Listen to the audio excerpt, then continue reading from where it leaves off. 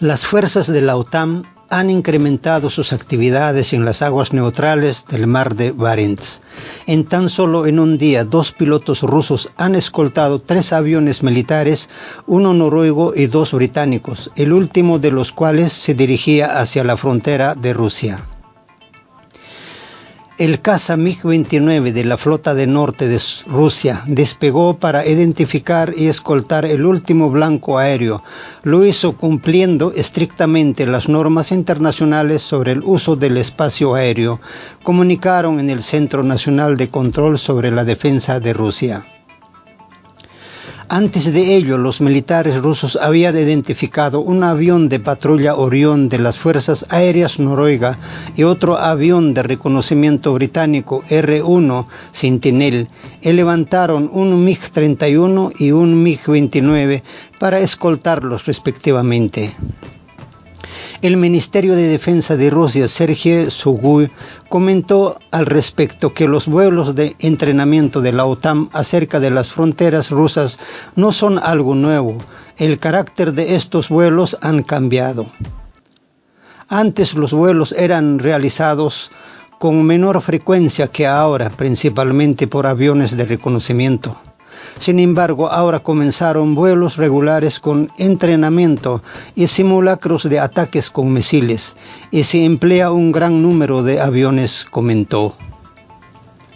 De hecho, el 1 de septiembre, cazas rusos escoltaron 3 bombarderos estratégicos B-52H de la Fuerza Aérea de Estados Unidos sobre el mar Báltico. El día anterior, el 31 de agosto, un caza Su-27 de la Fuerza Aeroespecial de Rusia interceptó 4 aviones de la OTAN que estaban dirigiendo hacia la frontera rusa. Además de ello, a lo largo de la última semana, los cazas rusos tuvieron que despegar 3 veces para escoltar las aeronaves de la Fuerza Aérea de Noruega sobre el mar de Barents. De hecho, últimamente los países de la OTAN han incrementado sus actividades no solo en el espacio aéreo próximo a Rusia, sino también en el mar. Las fuerzas y medios de la flota del norte de Rusia comenzaron a monitorear las acciones de un grupo de buques de guerra de la OTAN, liderado por el destructor Osh-Rus de la Armada de Estados Unidos, que entró en el mar Barents el 7 de septiembre de 2020, destacaron desde el ente. El destructor Osh-Rus, armado con los misiles de crucero Tupolev y el sistema de defensa aérea Aegis, junto con el US Donald Koch y US Roosevelt y el US Porter, se encuentran permanentemente desplegados en Europa en la base militar española de Ruta. Estos buques y las bases terrestres con los Aegis en Polonia y Rumanía son componentes claves de un programa militar destinado a construir en Europa un sistema de defensa antimisiles versátil y multietapa. Precisamente este sistema fue uno de los puntos de desacuerdo entre Rusia y Estados Unidos en el marco del Tratado sobre Fuerzas Nucleares de Rango Intermedio INF. Moscú considera que la presencia del sistema Aegis en las proximidades con la frontera rusa supone una violación de dicho tratado. La razón de ello es que, a pesar de ser unos sistemas defensivos, en cuestión de horas pueden ser adaptados para realizar ataques con misiles de crucero dotados de ojivas nucleares. Por ello, Estados Unidos se retiró unilateralmente del tratado en agosto del año 2019. El caballo de Troya de la OTAN se llama Castellorizó. La enorme cara desde la OTAN se encuentra enclavada en un barrio de la periferia de Bruselas, en el nordeste de la capital belga. El nuevo cuartel general de la organización militar fue inaugurado hace solo 2 años. Se levanta en el antiguo aeródromo de Aren para dar cabida a tantos nuevos países miembros. El peculiar complejo de 254.000 metros cuadrados y 1.100 millones de euros de costo de construcción dispone de miles de despachos y en muchos de ellos se está discutiendo la última amenaza a la que se enfrenta la Alianza Atlántica. Lo paradójico de esta crisis es que no se trata de un enemigo exterior, sino de un auténtico caballo de Troya, un absoluto quebradero de cabeza que hacen tambalear la unidad de la OTAN y su cuestionada eficacia internacional. Las mentes atlantistas se enfrentan a un serio e inusual dilema. Dos países vecinos, ambos miembros de la organización, están a 2 pasos de llegar a las manos y desatar un conflicto armado. Hablamos de Grecia y Turquía, aliados sobre el papel, pero adversarios históricos. En especial durante el siglo XX, sus problemas bilaterales son aún muy evidentes en la isla de Chipre, partidas en 2 tras la invasión turca de la parte septentrional. Desde 1974, el sur de Chipre es de mayoría griega, mientras el norte está controlado por los turcos. En noviembre del año 2019, Turquía y el gobierno libio de Trípoli firmaron un memorándum de entrenamiento para eliminar sus respectivas zonas marítimas en el Mediterráneo Oriental, pero ignoraron al resto de sus vecinos, concretamente a Grecia, Chipre y Egipto. Con ese papel en las manos, los turcos empezaron a sondear el fondo del mar en busca de petróleo, provocando las protestas de Atenas y Nicosea. Intervino de inmediato la canciller alemana Angela Merkel y pidió al presidente turco Recep Tayyip Erdogan que cesaran esas actividades de exploración basadas en documentos unilaterales. Erdogan aceptó la demanda, las aguas se calmaron por poco tiempo. Todo se vino al traste después de que Erdogan promoviera la reconversión a Islam. El 24 de julio de la Basílica de Santa Sofía en Estambul, esa decisión solventó mucho a los griegos, mayoritariamente cristianos ortodoxos. La tomaron como una grave provocación. La respuesta llegó el 6 de agosto cuando Grecia y Egipto firmaron un acuerdo diplomático para delimitar sus respectivas zonas marítimas, un tratado que contradice el firmado por Turquía con los libios meses antes.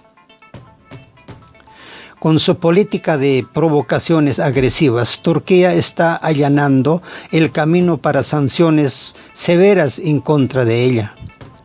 También anunció el líder heleno que había puesto en alerta a las Fuerzas Armadas de Grecia. Como respuesta al despliegue de Turquía de sus flotas, Mitsotakis advirtió que podría producirse un encuentronazo naval que acecha el riesgo de un accidente cuando se reúnen tantos activos militares en una área tan ilimitada.